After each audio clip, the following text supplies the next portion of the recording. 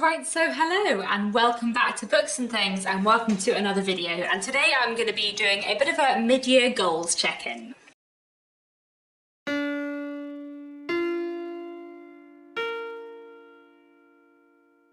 So at the beginning of 2022 I set myself a lot of ambitious goals, and now that it's halfway through the year I thought I would check in on my goals and see how I'm doing. I'm filming this video on the 1st of July, so I'm including everything I've read up till the end of June, but I thought I would just look back on how I'm doing with my goals so far. So for 2022 I had a few different goals. I had like 5 goals mainly, but the last goal was like made up of many goals. So the first goal for 2022 is my usual Goodreads challenge. My Goodreads challenge I set at reading 100 books in 2022. So far, at the halfway point through the year, I have read 63 books. So that is absolutely fine. That is more than half through my goal, and that is actually pretty similar to the amount of books I'd read at the halfway point last year. So I'm feeling pretty happy with that number. My second goal for the year was to stay in control of my physical TBR, to keep my physical TBR to kind of between 20 and 30 books.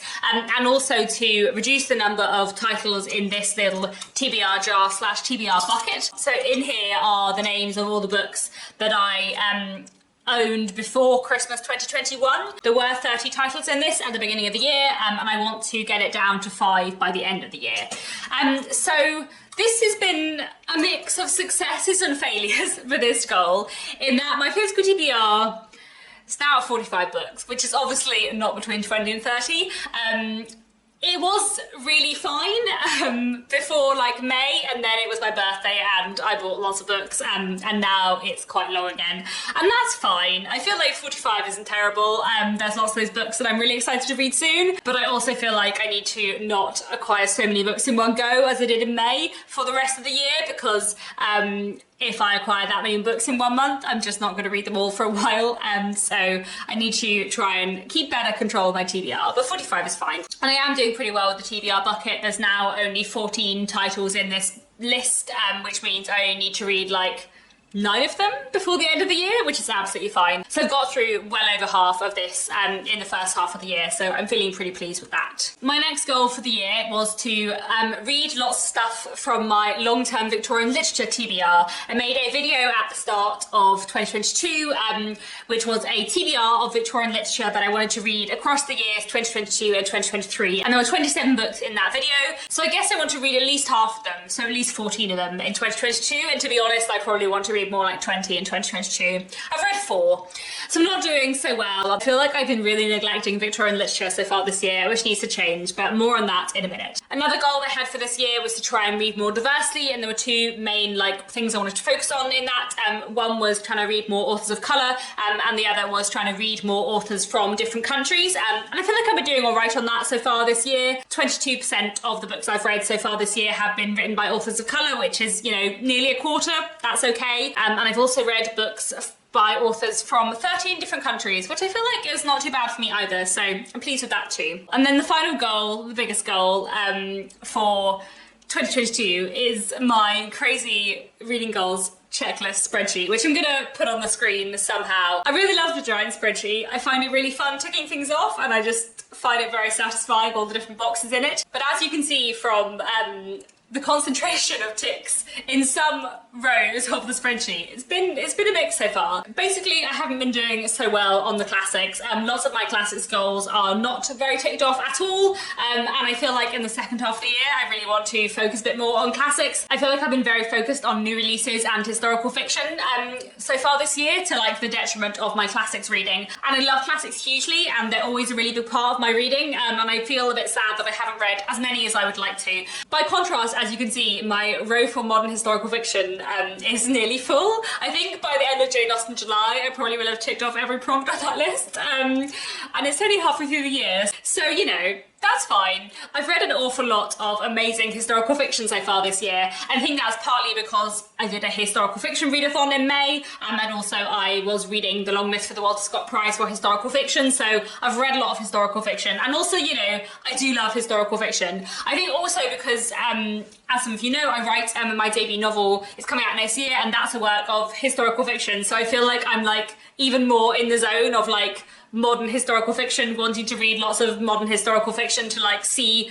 what is going on in the market that I'm going to be part of as well. So I feel like I've just been very focused on historical fiction in the first half of this year, which is fine. I love historical fiction. I'm sure I'll still read plenty in the second half of the year. I'm sure I will go off the chart and just have to like add some extra boxes in for some extra ticks, but I would like to try and slightly shift focus a bit more to classics in the second half of the year. The rest of my prompts are a bit of a mix. There's some things which are half done, there's some things which are not at all done. I haven't read a single work of non-fiction so far this year, which is ridiculous at the halfway point. I am currently listening to one for Jane Austen July, and by the end of Jane Austen July I will have at least read 2, if not 3 works of non-fiction. But I am really sad that I didn't read a single work of non-fiction in the first half of the year, because I really love non-fiction and somehow I just haven't managed to. My TBR jar picks are pretty well ticked off, as I've already mentioned, so I'm pretty pleased with that. But I definitely feel like non-fiction and classics have been a bit neglected in the first half of this year. And you know, aside from Victorian literature, I haven't read very many early 20th century classics so far this year, which is another area of classics that I love. And I'm not doing very well at ticking off my classics from different countries prompts. And in general, I just feel like I need to refocus myself properly on classics in the second half of the year and maybe slow down a little bit on all the modern historical fiction, love it as I do. It's been kind of interesting because the way I have done these goals checklists previously is I've had like monthly goals and tried to tick off something every month.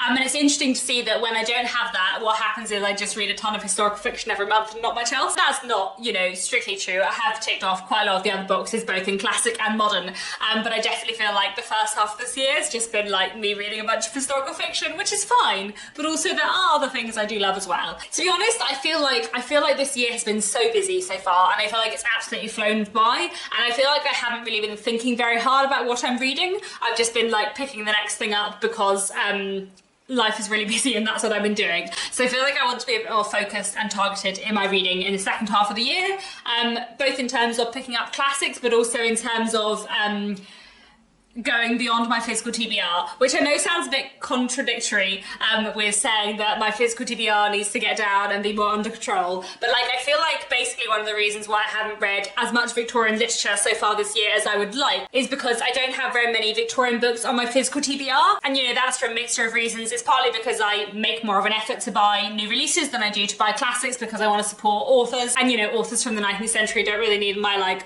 book sale support in quite the same way, and also because I've read a lot of the Victorian literature that is in print, so a lot of the Victorian literature that I want to read now is either, you know, I'd be reading it on my Kindle digitally, or I would be getting an old copy out of the library that would be hard to track down. So I feel like I need to be like thinking more about what I'm reading and going to my Kindle, to my library, to Gutenberg, finding stuff that's out there, actually making an effort to get a hold of the books that are on my Victorian literature long-term TBR some way or another, rather than just like reaching for the next thing on my physical TBR, which is, let's be honest, usually a work of historical fiction, which I love. I just also really love Victorian literature, and I've read 6 Victorian books this year. So at the halfway point through the year, my goals are going okay. It's been a bit of a mix.